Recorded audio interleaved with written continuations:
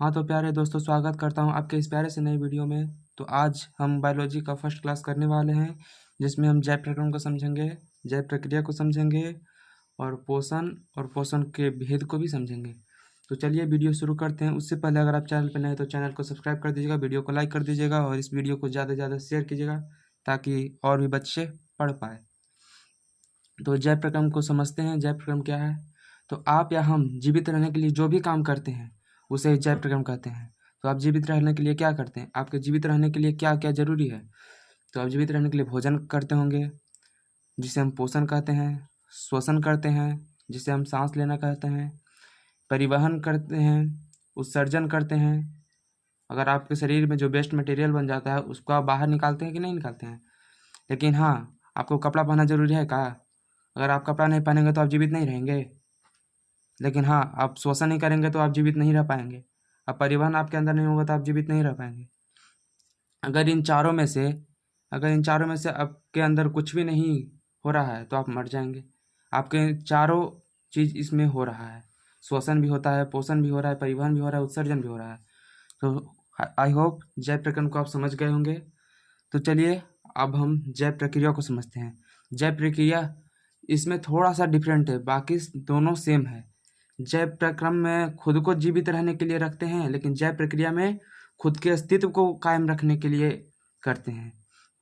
जैसे देखिए, किसी जीवधारी के अस्तित्व को कायम रखने वाली सभी प्रक्रिया जैव प्रक्रिया कहलाती है। देखिए परिभाषा में क्या लिखा है, किसी जीवधारी के अस्तित्व को कायम रखने वाली सभी प्रक्रिया जैव प्रक्रिया कहलाती है।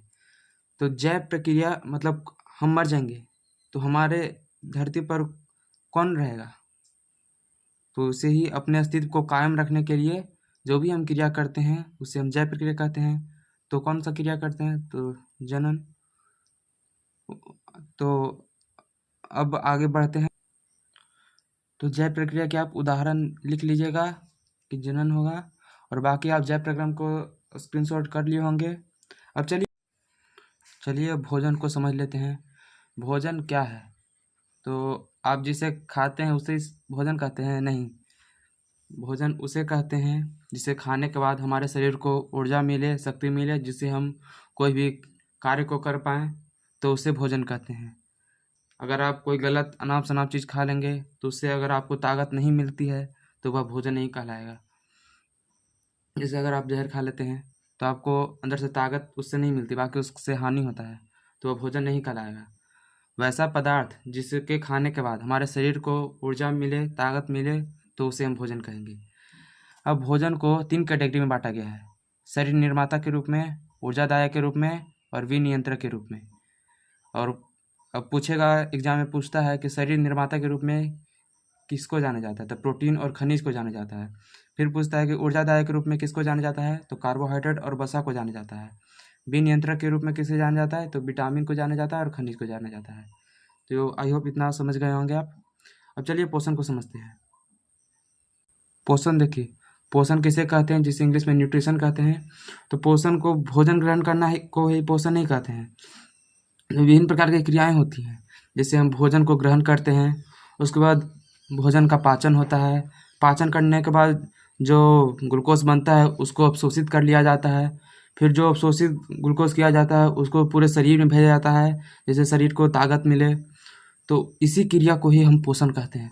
जैसे देखिए परिभाषा में लिखा गया है, भोजन ग्रहण करना मतलब भोजन ग्रहण कर लिए, फिर पचे भोजन का अवशोषण, जो पचा भोजन है उसका अवशोषण होगा, एवं शरीर द्वारा अनुरक्षण मतलब उसका उपयोग करना पोषण कहलाता है। तो आई होप पोषण समझ गए होंगे आप। अब चलिए पोषण के भेद के बारे में जान लेते हैं। पोषण तो 2 प्रकार के होते हैं, स्वपोषण और परपोषण। परपोषण का एक और नाम है जिसे विषम पोषण भी कहते हैं, एग्जाम में दे देता है। एनसीईआरटी बुक में विषम पोषण ही लिखा हुआ है, लेकिन भारतीय वन बुक में परपोषण लिखा हुआ है। तो पोषण 2 प्रकार के होते हैं, स्वपोषण और परपोषण। और परपोषण 3 प्रकार के होते हैं, प्राणी संपोषण, मृतजीवी पोषण और परजीवी पोषण। तो आप इतना समझ गए होंगे कि पोषण के कितने भेद हैं और कौन कौन से हैं। आई होप पोषण आपको समझ में आया होगा। पोषण के भेद के बारे में भी आपने जान लिया। अगले वीडियो में पोषण के भेद के बारे में और डिटेल में हम जानेंगे।